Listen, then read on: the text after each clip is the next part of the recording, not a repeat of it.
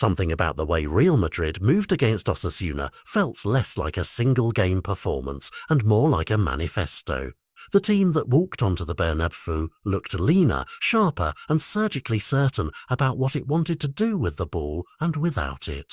That's the real headline here. Xabi Alonso hasn't just changed the lineup, he's altered the club's gait. The pressing was coordinated, the build-up clean, and when the chance came the team took it, and it wasn't an accident, it was the result of a plan. Central to that plan is Kylian Mbappé, who has gone beyond being a headline-grabbing recruit to becoming the practical axis around which Madrid now spins. He's doing more than scoring, he's dropping into pockets, dragging defenders, provoking fouls, and his presence forces opponents to reshape their whole defensive approach. When a player starts creating space by existing in the right place at the right time, you know a coach has given him something specific to do, and Alonso has. There's an elegance to mixing swagger with structure. On one hand, you have teenagers stepping up with surprising calm, players who weren't signed because they were flashy but because they fit a model, fearless, adaptable and coachable. On the other hand, you have seasoned pros giving the system backbone, players who read the game and provide a kind of protective ballast for the youngsters.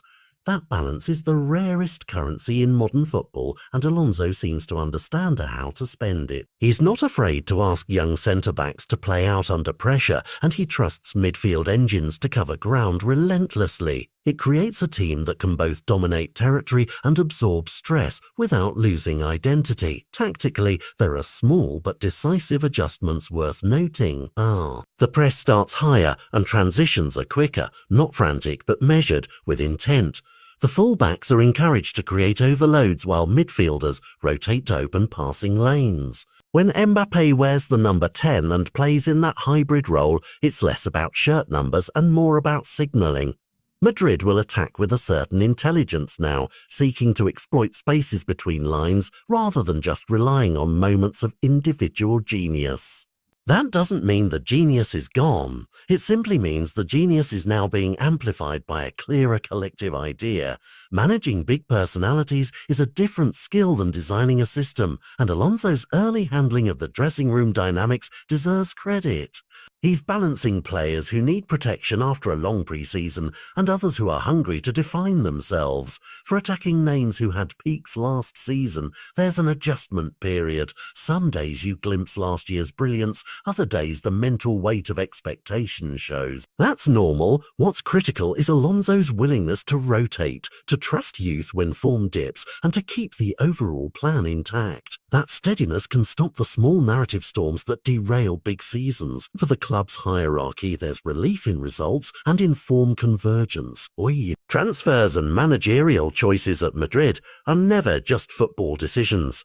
They are strategic bets with huge financial and reputational stakes. When the team begins to look like a coherent unit rather than an assemblage of stars, those bets start to look justified. If tonight's performance was a warning shot, it was a polite one.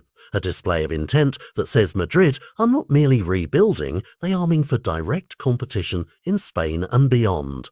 The bigger implication is architectural. This isn't a stopgap.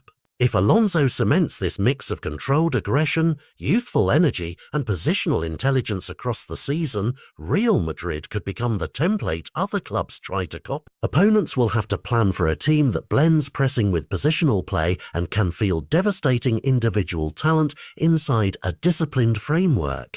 For fans, it's an intoxicating combination of hope and seriousness. The club feels alive with purpose again, not just star power. So what should we expect next? Watch how Alonso manages form dips and fixture congestion, because depth will be tested. Watch how opponents try to neutralise Mbappe's influence and whether Madrid can adapt when the no-10 is double-teamed. If the coaching staff continues to produce this level of cohesion, and if the youngsters keep delivering without collapsing under pressure, then this season could end up being remembered not for a single signing, but for a complete cultural reset.